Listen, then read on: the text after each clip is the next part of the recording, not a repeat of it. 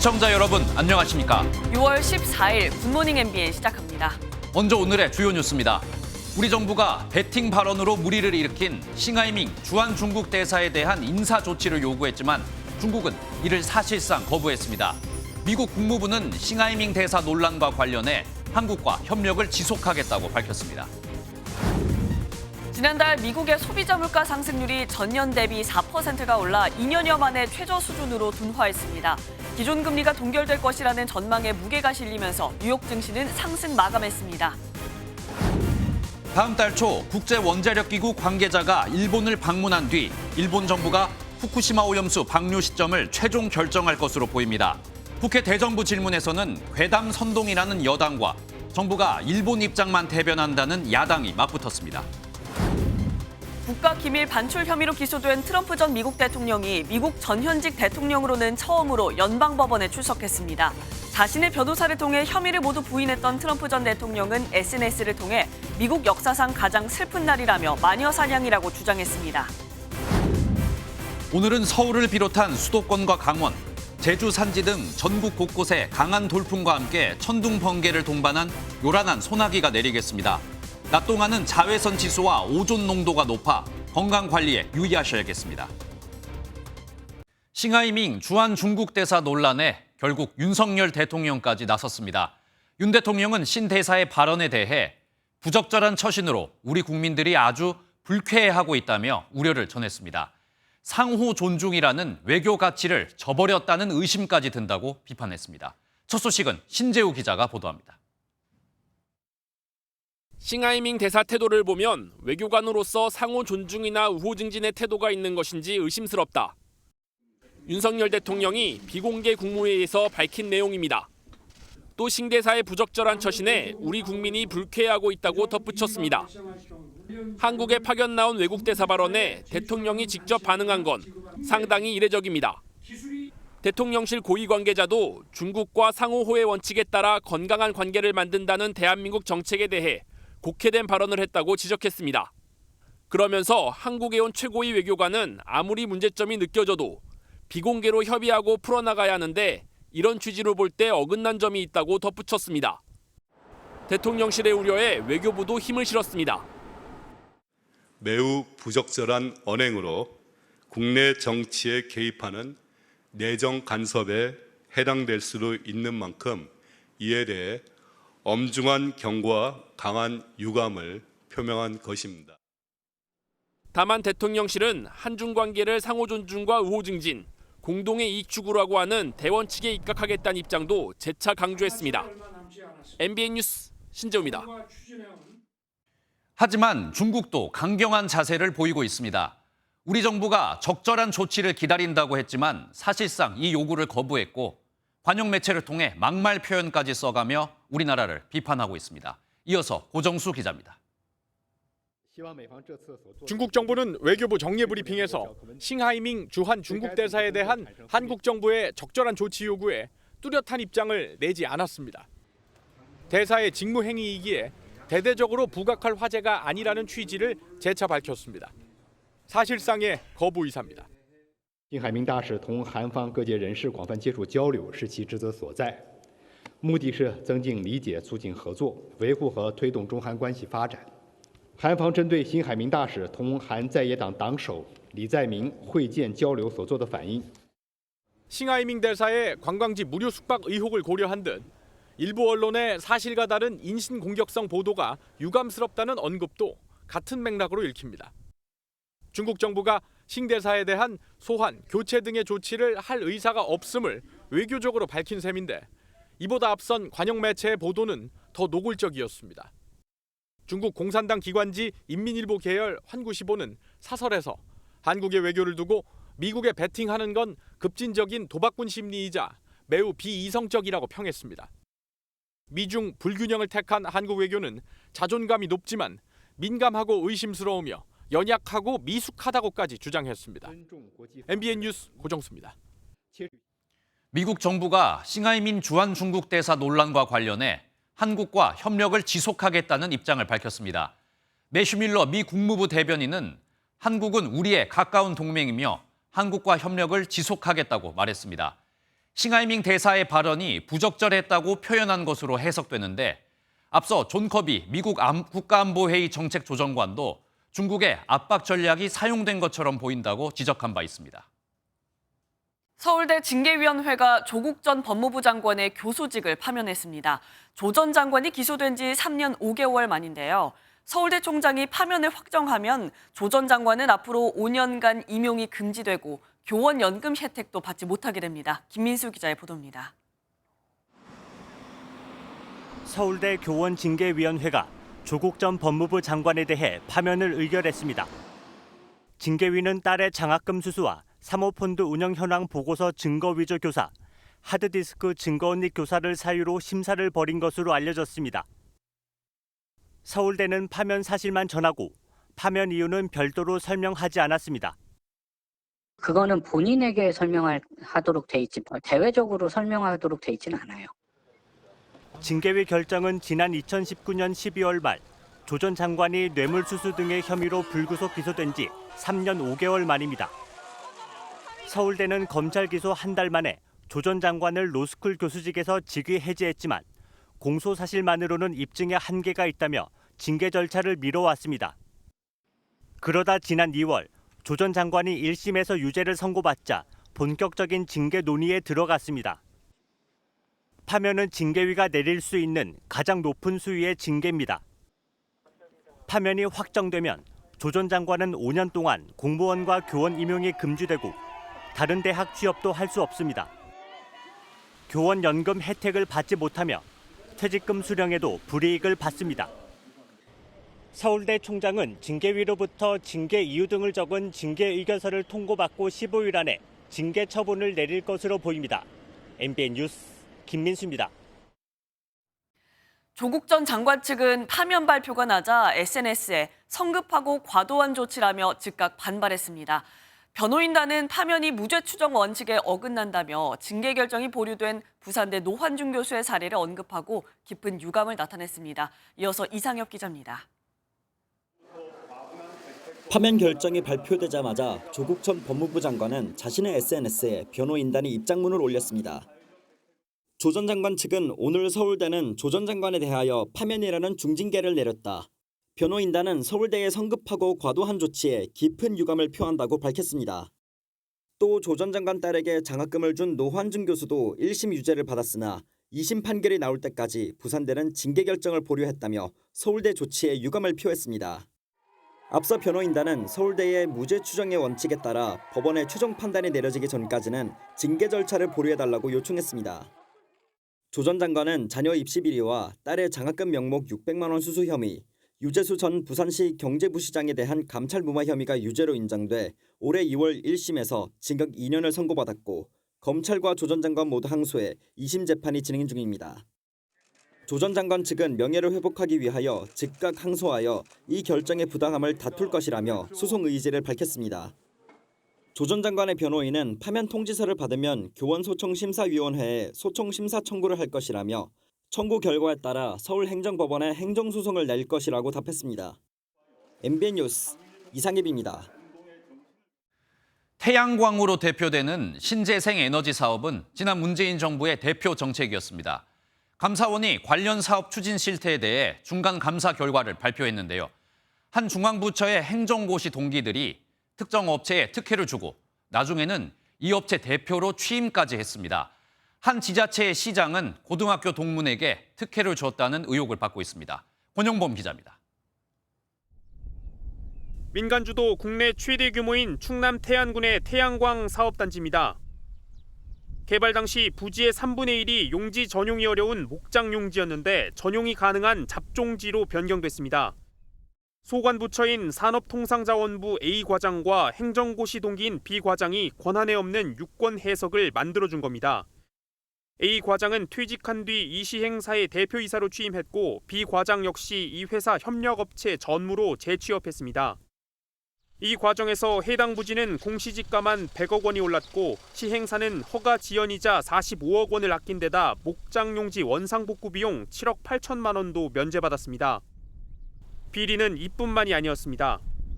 군산시가 사업 우선 협상 대상자 선정 시 군산시장의 고교동문의 대표이사인 업체에 특혜를 줬다는 게 감사원 판단입니다. 이 업체가 연대 보증 문제를 해결할 의지가 없어 다른 금융사를 찾느라 더 비싼 금리를 조건으로 자금 약정을 체결했고, 이에 따라 향후 15년간 예상되는 이자 손해만 110억 원에 달합니다. 감사원은 강임준 군산시장 등 13명을 직권남용과 사기, 보조금법 위반 등 혐의로 검찰에 수사 요청했습니다. 감사원은 사적 이해관계 신고 없이 태양광 사업 업무를 맡거나 미공개 내부 정보를 이용해 이익을 챙긴 8개 기관 250여 명에 대한 수사 요청도 검토 중입니다. MBN 뉴스 권용범입니다. 대통령실은 민간단체에 주는 정부 보조금에 대한 송곳 검증을 연일 강조하고 있습니다. 윤석열 대통령은 지난 정부에서 보조금이 2조 원 늘었고 이 보조금을 허위로 수령하는 사례가 많다며 사기 행위라고 비판했습니다. 이 내용은 황재현 기자입니다. 한 소비자 관련 단체는 2021년 정부로부터 사업지원금 2억 9,400만 원을 받았습니다. 당시에는 집행 내역에 대한 회계 검증을 안 받아도 됐지만 내년부터는 같은 지원금을 받으면 외부 회계법인 등의 검증을 받아야 합니다. 정부가 회계 검증을 꼭 받아야 하는 지원금 기준을 3억 원 이상에서 1억 원 이상으로 대폭 낮춰 검증 대상 민간단체 사업을 현재 9천여 개에서 4배 늘렸기 때문입니다. 이 같은 시행령을 개정하는 국무회의 자리에서 윤 대통령은 보조금 비위를 사기에 빗댔습니다. 납세자에 대한 사기 행위이고 미래 세대에 대한 착취 행위입니다. 그러면서 부정 사용이 적발되면 사업자뿐만 아니라 담당 공직자들에게도 책임을 물을 것이라고 경고했습니다. 이미 부정 사용액 314억 원이 적발된 가운데 윤 대통령은 보조금을 원점에서 다시 따지라고 말했고, 대통령실은 알려진 축소 규모인 5천억 원보다 더 감소할 수 있다고 밝혔습니다. 무사 안일에 빠져 관행적으로 집행되어 온 것은 아닌지 통렬히 반성해야 합니다. 윤 대통령은 취약계층과 헌신하는 초급 사관 그리고 부사관에게 혈세를 더 쓰겠다고 밝혀 예산 효율화가 급선무임을 강조했습니다. MBN 뉴스 황지연입니다. 어제 국회에서는 경제 분야 대정부 질문이 진행됐습니다. 후쿠시마 원전 오염수 방류 문제가 다시 한번 도마에 올랐는데요. 정부와 여당은 문재인 정부 때 결정과 달라진 게 없다고 강조한 반면 야당은 안전 문제를 거론하며 충돌했습니다. 노태현 기자입니다. 국회 대정부 질문 둘째 날 후쿠시마 오염수 방류 문제가 또 쟁점이 됐습니다. 정부 여당은 국제원자력기구 IAEA의 검증을 거친 방류는 문재인 정부 때부터 동의했던 것이라며 달라진 건 없다고 강조했습니다. 후쿠시마 원전 오염수 방류에 대해서 전임 문재인 정부와 현재 윤석열 정부의 정책 기조 달라진 게 하나도 없다는 말씀이시죠? 저는 그렇게 믿고 있습니다. 야당이 도쿄전력 홈페이지를 인용해 고독성 방사성 물질의 위험성 등을 주장하자 데이터가 잘못된 것 같다고 반박하는 과정에서 고성이 오갑니다. 왜 이렇게 일본 편을 듭니까? 밀리세버트의 안에 들어가는 일본 총리입니까? 겁니다. 일본 총리예요? 아니 그러니까요. 나는 의원님이 그렇게 답변을 하시면 제가 답변을 할 수가 없죠. 수산업계 피해를 두고는 여야가 서로를 향해 화살을 돌렸습니다. 후쿠시마에서 방류하기도 전에 개장부터 유포해가지고 민주당이 부산 서면에서 집회를 하는 바람에 애꿎은 부산 횟집이 다 피해를 보고 있습니다. 어민들은 아무 죄 없이 억울하게 형집행을 기다리는 사형수 같은 심정이라고 불안에 떨고 있습니다. 오늘 예정된 교육사회 분야 대정부 질문에서는 야당의 돈봉투 의혹과 이동관 대통령실 특보의 아들 학폭 논란 등을 두고 충돌이 예상됩니다. MBN 뉴스 노태현입니다. 국제원자력기구 IAEA의 라파엘 그로시 사무총장이 다음 달 초 일본 방문을 조율하고 있는 것으로 알려졌습니다. NHK는 기시다 일본 총리가 그로시 사무총장과의 회담을 거쳐 후쿠시마 원전 오염수의 방류 시기를 최종 판단할 것으로 보인다고 보도했습니다. 국제원자력기구 조사단은 지난달 일본을 방문해 오염수 해양 방류에 관한 포괄적 검증을 완료했고 조만간 최종 종합보고서를 공개할 계획입니다. 미국의 지난 5월 소비자 물가 지수가 4%가 오른 것으로 나타나 11개월 연속 둔화세를 보였습니다.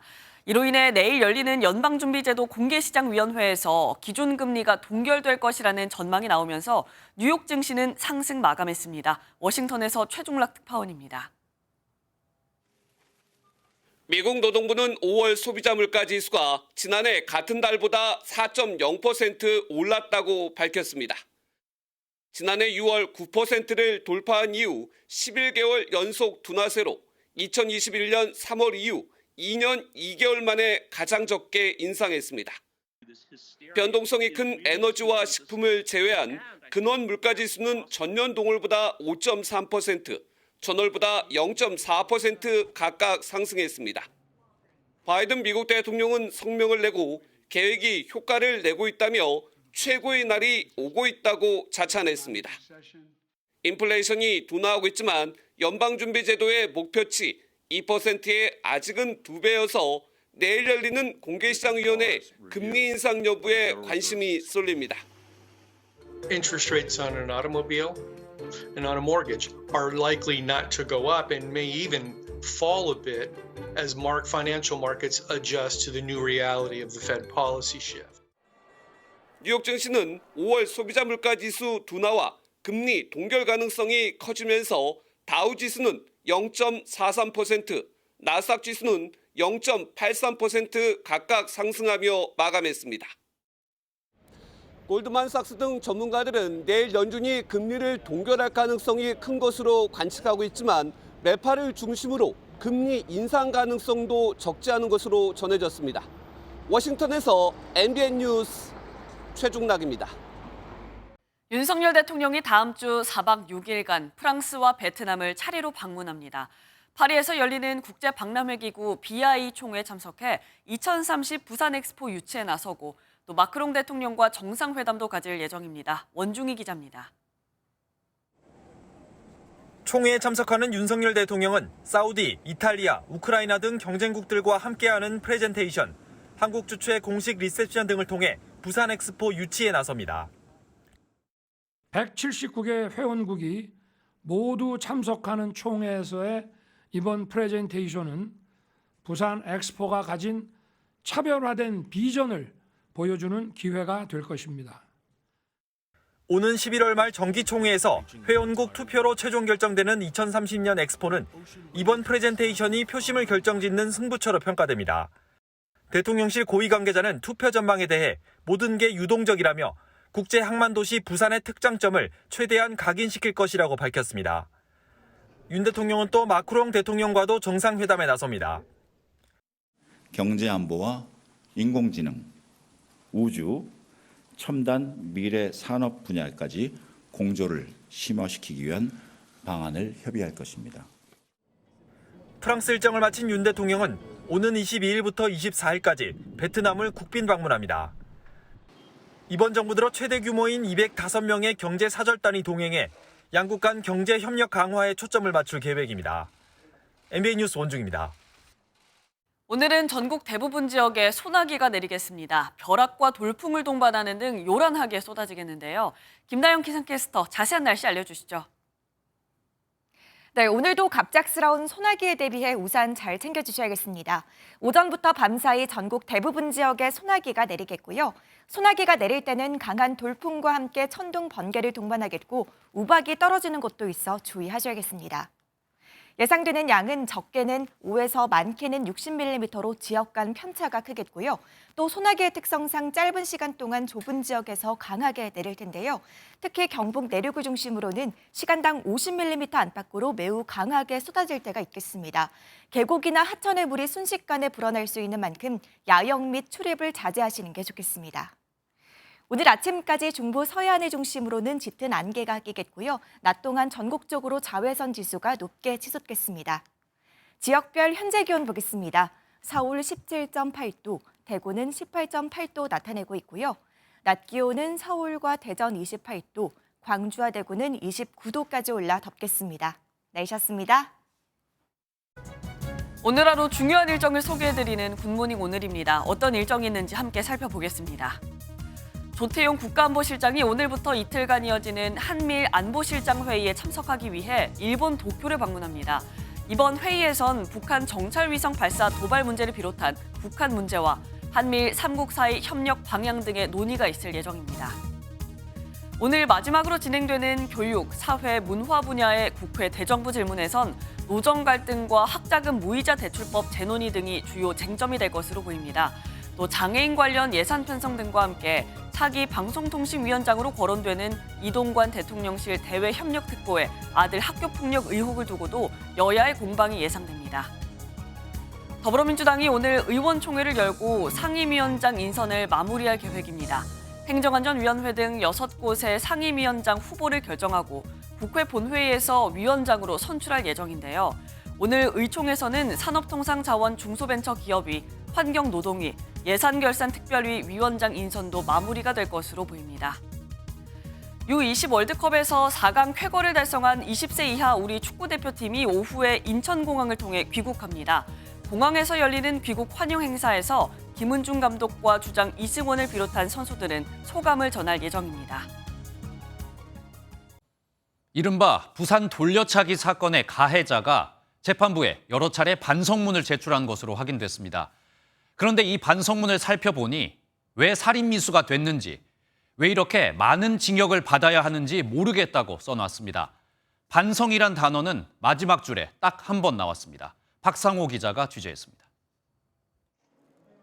부산 돌려차기 사건 가해자가 1심 판결 이후 재판부에 제출한 항소 이유서입니다. 당시 살인미수 혐의로 징역 12년이 선고됐었는데 생각보다 많은 형량을 받아서 정신이 번쩍 들었다고 했습니다. 그러면서 착각과 오해로 일면식도 없는 사람에게 묻지마 상해를 가한 것에 잘못을 느끼고 있다고 썼습니다. 그런데 왜 상해가 살인미수가 됐는지, 자신은 왜 이리 많은 징역을 받아야 하는지 모르겠다고 적었습니다. 검찰에 대한 불만도 드러냈습니다. 성폭력을 저질렀을 것이다라는 식으로 짜맞추기 수사를 했다며 공권력을 남용한 것 같다는 표현까지 했습니다. 진심으로 반성을 하고 있는지 아직도 의문입니다. 여전히 피고인은 영구적으로 사회와 격리될 필요성이 있다고. 항소 이유서에 피해자도 언급했습니다. 피해자가 회복되고 있다며 말도 잘하고 글도 잘 쓰는데 피해자라는 이유로 진단서와 소견서, 탄원서를 다 들어주는 거 아니냐며 되레 재판부에 되물었습니다. 죽으라는 얘기랑 똑같은데 저렇게 대놓고 보복하겠다는 사람을 아무도 안 지켜주면 저는 어떻게 살라는 건지. A4 용지 3장 분량 중에 반성이라는 단어는 딱 한 번 나옵니다. 가해자는 억울함을 호소하며 항소했지만 항소심에서 강간살인미수로 죄명이 바뀌었고 1심보다 8년이 더 늘어난 징역 20년을 선고받았습니다. MBN 뉴스 박상호입니다. 25만 원이 부족해서 소액 대출을 받았는데 갚아야 할 돈이 3달 만에 1억 5천만 원으로 불었습니다. 취업준비생같이 소액 급전이 필요한 사람들에게 5,000%가 넘는 이자를 받아 챙긴 일당이 붙잡혔는데요. 살인적인 이자 압박에 암에 걸린 피해자도 있었는데 이 일당은 명품의 슈퍼카를 타고 다녔습니다. 장진철 기자가 보도합니다. 22만 원 먼저 보내드리면 안 될까요? 안 되지. 넌 연신 오후 됐으니까 넌 따따블이야. 30만 원이야. 인터넷 소액대출 사이트를 통해 빌린 25만 원이 3개월 뒤에 1억 5천만 원으로 늘었습니다. 법정 이율의 250배인 연 5,000%가 넘는 이자에 하루 2번 더해지는 연체료 때문입니다. 상환 약속일로 일주일이 지나는 순간 온갖 협박이 시작됩니다. 대출 시 확보해놓은 가족과 직장 동료에게 수배 전단지를 만들어 뿌리는가 하면 갓 태어난 아이 사진을 이용해 협박까지 합니다. 애들이 인큐에 마스크를 쓰고 있는 정말 비싼 사진인데 그걸 가지고 제 지인들한테 보내서 태어나자마자 죽을 거라고. 강원경찰청은 불법 사금융 범죄를 저지른 일명 강실장 조직 123명을 붙잡아 총책인 29살 장모 씨 등 10명을 구속했습니다. 자금관리, 상담, 인출 등 각자의 역할을 분담하고 행동 강령에 따라 철저하게 가명을 사용하며 지금까지 확인된 피해자만 131명인데 대부분이 소액 대출이 필요한 20, 30대 취업준비생이나 가정주부, 영세 상인들이었습니다. 살인적인 이자 압박에 시달린 50대 가장은 가출에 숨어 지내고 30대 여성은 유산에 이어 자궁암까지 걸렸습니다. 반면 2년간 500억 원을 번 사채 조직은 명품의 고가의 스포츠카를 타고 월세 1,800만 원짜리 고급 아파트에서 호화 생활을 누렸습니다. 경찰은 검거 현장에서 현금 1억 원을 압수하고 범죄 수익금 30억 원에 대해 추징 보전을 신청했습니다. MBN 뉴스 장진철입니다. 배우 진예솔 씨가 만취 상태로 운전을 하다 가드레일을 2차례나 들이받고 잠이 든 상태에서 경찰에 붙잡혔습니다. 진 씨는 자숙하겠다는 입장문을 냈는데요. 어제 서울 부가연동에서는 택시가 지나가던 행인을 덮친 뒤 연쇄 추돌 사고를 내고 전복되는 일도 있었습니다. 보도에 이시열 기자입니다. 어두운 밤 순찰차 한 대가 쏜살같이 대로를 지나갑니다. 그젯밤 10시 반쯤 서울 올림픽대로에서 음주운전 차량이 있는 것 같다는 112 신고를 접수받은 경찰이 음주 차량을 추격하는 모습입니다. 경찰은 신고 30분 만에 차량을 붙잡았는데 운전자는 배우 진예솔 씨로 확인됐습니다. 배우는 이 삼거리에서 신호대기를 하다 경찰에 적발됐는데 당시 기어는 주행 상태였습니다. 진 씨의 혈중 알코올 농도는 면허 취소 수준이었는데 서울 신사동에서부터 약 17km를 운전하며 가드레일도 2차례나 들이받은 것으로 알려졌습니다. 진 씨는 본인의 SNS에 절대 하지 말아야 할 큰 잘못을 했다며 반성의 글을 올렸고 진 씨의 소속사도 변명의 여지가 없다며 깊은 책임을 통감하며 자숙하겠다고 밝혔습니다. 소방대원들이 구조 활동을 이어나갑니다. 어제 오후 1시 40분쯤 서울 부가연동의 한 도로에서 택시가 지나가던 행인을 친 뒤 다른 차량도 받는 연쇄 추돌 사고가 발생했습니다. 택시 기사가 먼저 보행자 치고 나오면서 이제 도로 쪽으로 나오면서 트럭이랑 승용차 부딪혔다고 하거든요. 이 사고로 택시 운전자 70대 A씨가 심정지 상태로 지나가던 행인을 포함한 다른 4명도 크고 작은 부상을 입어 병원으로 옮겨졌습니다. 경찰은 차량 블랙박스 등을 토대로 자세한 사고 경위를 조사하고 있습니다. MBN 뉴스 이시열입니다. 서울 동덕여자대학교에서 재학생이 등교하던 중 차량에 치여 숨진 사건과 관련해 학생들이 밤샘 농성을 벌였습니다. 동덕여대 총학생회는 어제 오후 6시 반부터 사고의 책임을 물으며 김명애 총장의 사퇴를 촉구하는 시위를 진행하고 있습니다. 총학생회는 요구가 받아들여지지 않는다면 무기한 농성 등 단체 행동을 이어간다는 방침입니다.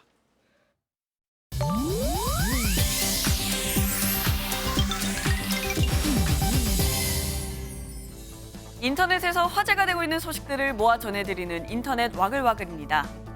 방탄소년단 멤버 진, 김석진 씨가 어제자 국방일보 일면에 깜짝 등장했습니다. 마이크를 들고 있는 진의 모습과 함께 대한민국 자랑스러운 국군 장병 여러분의 헌신과 노고에 감사합니다. 장병 여러분을 응원합니다라고 적힌 광고가 게재됐는데요. 영어로 BTS 10주년 축하 문구도 함께 실렸습니다. 이 광고는 진의 팬들이 방탄소년단 데뷔 10주년을 맞이해서 기획한 거라고 하는데요. 국방일보에 연예인 관련 광고가 실린 건 사상 처음이라고 합니다. 국방일보 측은 호국보 후대달의 장병 사기 진작을 위한 캠페인의 일환으로 광고를 싣기로 결정했다고 전했는데요. 국방일보는 시중에 판매되지는 않지만 진이 소속된 제5보병사단 신병교육대를 포함한 각 군대에서 볼 수 있고 광고비는 모두 국고로 환수된다고 합니다. 미국 플로리다주 올랜도에 위치한 디즈니월드 입구에 나치 깃발을 든 시위대가 나타났습니다. 현지 시각 12일 미국 언론 매체에 따르면 지난 10일 나치 휘장이 그려진 깃발을 든 시위대가 디즈니월드 앞에 나타났는데요. SNS에는 미키마우스 캐릭터가 그려진 입구 앞에 깃발을 든 시위대 영상이 공유되기도 했습니다. 시위대의 소속은 정확히 밝혀지지 않았지만 이들은 디센티스 주지사를 지지한다는 메시지를 표했던 것으로 알려졌습니다. 디센티스 주지사는 최근 디즈니가 동성애와 인종 문제를 지나치게 부추긴다는 입장을 밝힌 후 디즈니 측과 갈등을 겪고 있는데요. 이날 시위대는 2시간 뒤 해산됐고 체포된 사람은 없었다고 하네요. 인터넷 와글와글이었습니다. 영화관에서 어떤 영화를 볼지 고를 때 박스오피스 순위를 참고하시는 분들이 많으실 것 같습니다. 그런데 이 박스오피스 순위를 조작한 혐의로 경찰이 대형 영화관들과 배급사 등 6곳을 압수수색했습니다. 신영빈 기자가 단독 보도합니다. 경찰이 박스오피스 순위를 조작했다는 의혹을 받는 영화관과 배급사에 대한 압수수색에 나섰습니다. 압수수색 대상이 된 곳은 총 6곳. 대한민국을 대표하는 멀티플렉스 3곳과 대형 배급사 3곳입니다. 이들은 관객 수를 허위로 조작해 박스오피스 순위를 뒤바꾸며 영화진흥위원회의 업무를 방해한 혐의를 받습니다. 영화진흥위원회는 영화관 입장권 통합 전산망을 운영하며 영화별 관객 수와 매출액 등을 통해 영화 흥행 성적을 가늠할 수 있는 박스오피스를 관리합니다. 집계는 멀티플렉스와 같은 영화 사업자가 전산망에 자료를 전송하는 방식으로 이뤄지는데 이 과정에서 사람이 없는 새벽에 상영된 영화를 매진 처리하는 식으로 관객 수를 부풀렸다는 겁니다. 이런 방식으로 관객 수를 부풀렸다고 의심받는 영화는 2022년 개봉한 비상선언, 2021년 개봉한 비와 당신의 이야기 등이 있습니다. 재밌으니까 많이 가지 않을까 해서 아무래도 더 한번 볼까 의심이 들 것 같고 그 영화가 설사 좋다 하더라도 일단은 좀 거부 반응이 처음엔 들 것 같은데요. 영화계를 이끌어온 국내 대형 업체들이 수사 대상에 오르면서 코로나19 부진에서 이제 회복기에 접어들려는 영화계 분위기에 찬물을 끼얹는 게 아닐지 우려가 나오고 있습니다.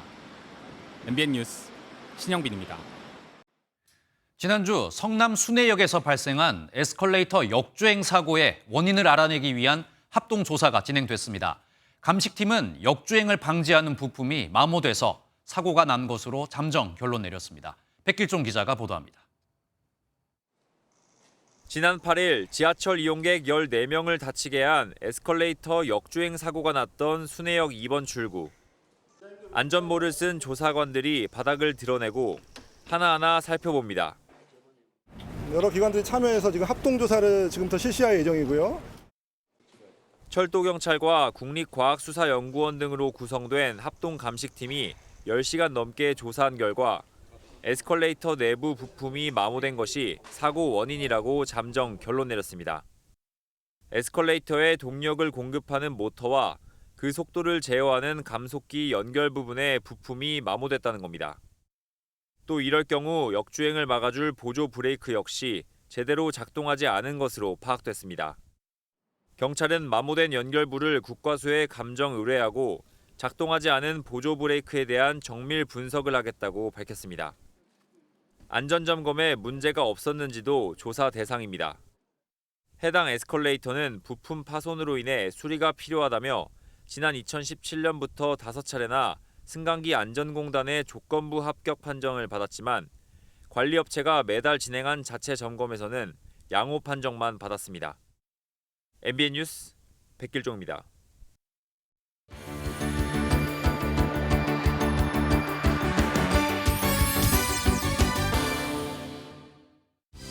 굿모닝 월드입니다. 빛 하나 들지 않는 깊은 우물 속 흙더미에 묻힌 채 꼼짝없이 갇힌다면 이보다 아찔한 일이 있을까요? 쿠바에서 벌어진 일입니다. 피해자는 과연 무사히 구조됐을까요? 밧줄에 의지해 구멍 안으로 들어가는 남성. 이내 바닥에서 흙더미에 묻힌 채 고립된 또 다른 남성을 만납니다. 쿠바 동쪽 홀긴주 12m 깊이의 우물에 빠진 63세 남성이 이렇게 가까스로 구조됐습니다. 우물 청소를 하던 이 남성은 벼란간 땅이 무너지면서 변을 당했는데요. 24시간이 넘도록 꼼짝없이 우물에 갇혀 있을 수밖에 없었습니다. 최근 이 지역을 강타한 폭우로 집안이 약해진 탓에 벌어진 일이라고요. 그야말로 구사일생, 놀란 가슴 진정시키고 이제 잘 치료받고 회복하길 바랍니다. 사지에서 살아 돌아온 또 다른 사람을 소개합니다. 이분은 아예 불과 몇 시간 전에 사망 선고까지 받고 관에 들어가 있었는데요. 결함간 관이 들썩이기 시작했다고 합니다. 어찌 된 일일까요? 관 속에 다소곳하게 누운 고령의 여성. 의료진들이 여성의 상태를 살피는데요. 쇠약한 모습이지만 겨우 입을 열고 숨을 쉬는 이 여성은 분명히 살아있습니다. 76세 이 여성은 에콰도르의 한 병원에서 사망 선고를 받고 관에 안치됐는데요. 몇 시간 뒤 관이 움직이기 시작했습니다. 이 사실을 처음 안 건 그녀의 아들이었는데요. 신속하게 의료진을 불러 그녀의 상태를 확인한 결과 가쁜 숨을 쉬고 있었습니다. 치료를 위해 장례식장 대신 병원으로 옮겨졌는데요. 현지 당국은 이 일을 면밀히 조사하기로 했답니다. 미국 프로농구 포틀랜드 트레일블레이저스는 파이널 진출에 실패했지만요. 작은 체구에서 나오는 이 슬램덩크를 직접 본다면 팬들에게 조금 위안이 될 것도 같습니다. 해달 준호를 소개합니다. 작은 체구의 해달이 림을 부술 듯 폭발적인 덩크슛을 선보입니다. 능숙하게 패스를 주고받고 물속에서 재주도 부려보는데요. 미국 포틀랜드 오리건 동물원의 명물 준호라는 이름의 해달입니다. 준호의 팔꿈치 관절 운동을 위해 고안한 사육사들의 아이디어인데요. 고리에 공을 넣도록 훈련을 시키고 연습이 끝나면 신선한 해산물을 줬다고 합니다. 이렇게 동물들이 원래 살던 서식지에 잘 적응할 수 있도록 돕고 있다고 하는데요. 어느새 덩크슛의 달인이 된 준호, 바다로 돌아가서도 잘 살 수 있겠죠. 굿모닝 월드였습니다.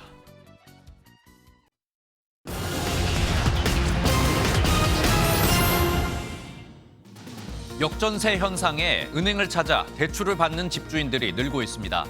올해 4대 시중은행 등에서 신규 전세보증금 반환 대출은 약 4조 7천억 원에 달하는 것으로 집계됐습니다. 전세금이 크게 떨어져 집주인들이 돈을 빌려서 보증금을 다시 돌려주는 건데 이런 역전세 위험 가구는 지난 4월 기준 전국적으로 102만 호까지 늘어 우려가 커지고 있습니다. 출근길 지옥철로 불리는 김포 골드라인의 혼잡도가 여전히 높은 것으로 나타났습니다. 정부가 셔틀버스 등 대체 교통수단을 투입한 결과 김포 골드라인의 출근 시간 최대 혼잡률은 203%까지 낮아졌습니다.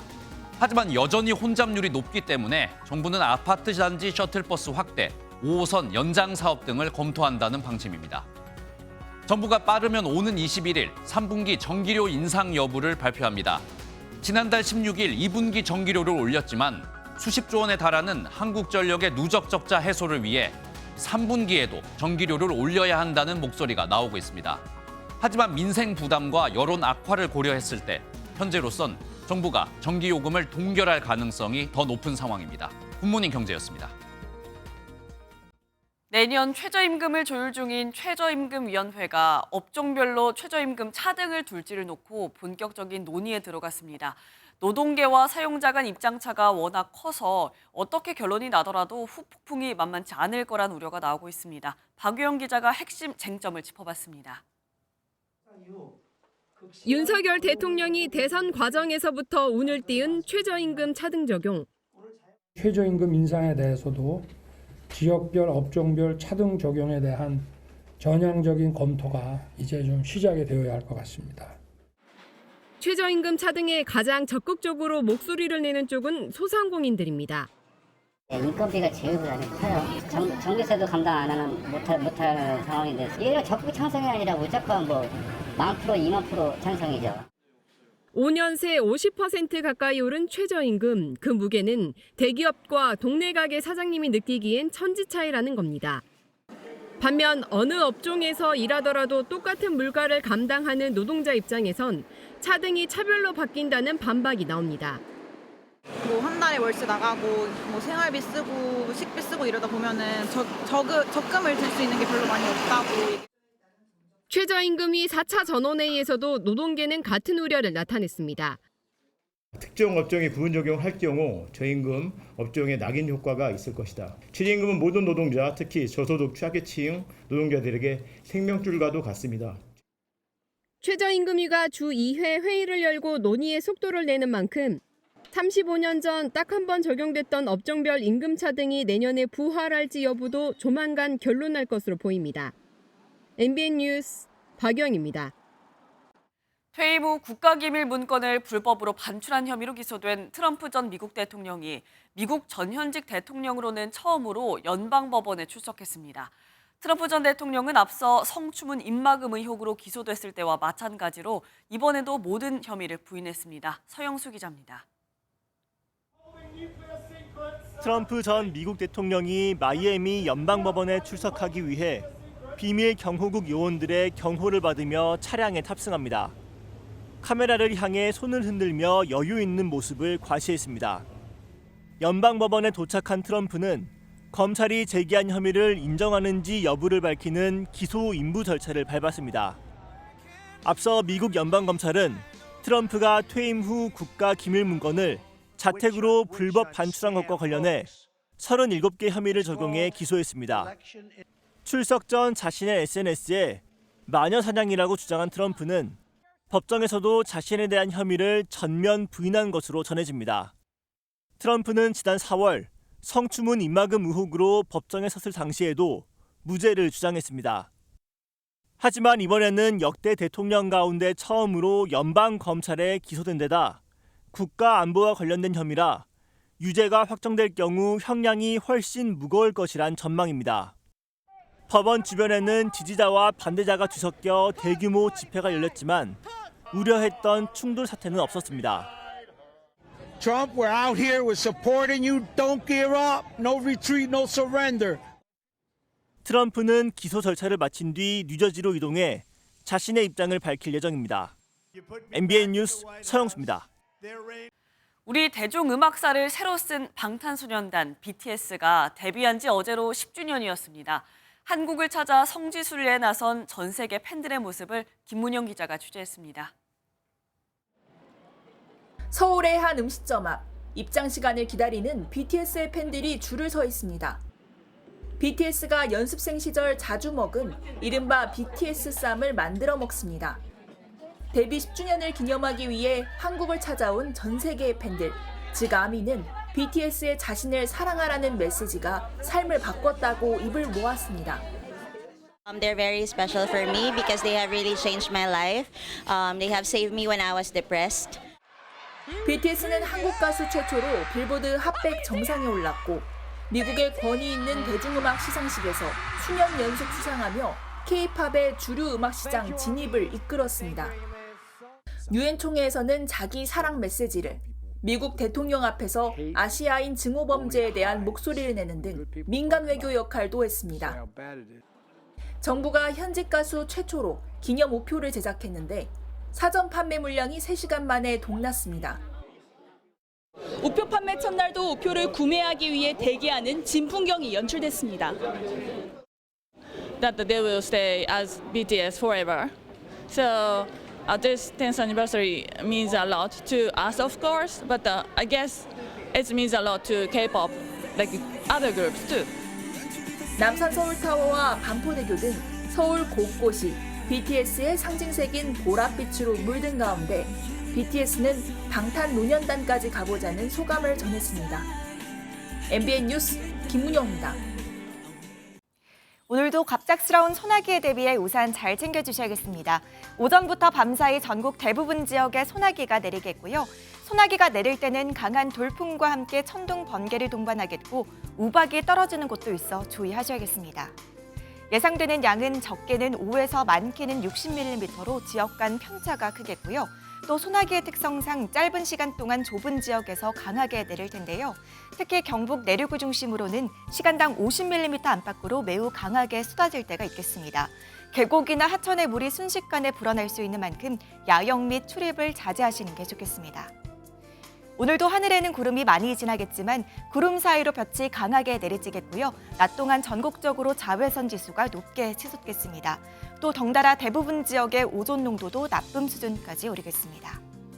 오늘 아침까지 중부 서해안을 중심으로는 가시거리 200m 미만의 안개가 끼겠고요. 짙은 안개로 인해 이슬비가 내리는 곳이 있겠습니다. 지역별 현재 기온 보겠습니다.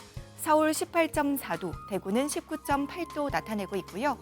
낮 기온은 서울과 대전 28도, 광주와 대구는 29도까지 올라 덥겠습니다. 내일도 곳곳에 소나기 예보가 들어있고요. 기온은 갈수록 올라 더위의 기세가 한층 더 강해지겠습니다. 날씨였습니다. 수요일 아침 굿모닝 MBN 마칩니다. 함께해 주신 여러분 고맙습니다.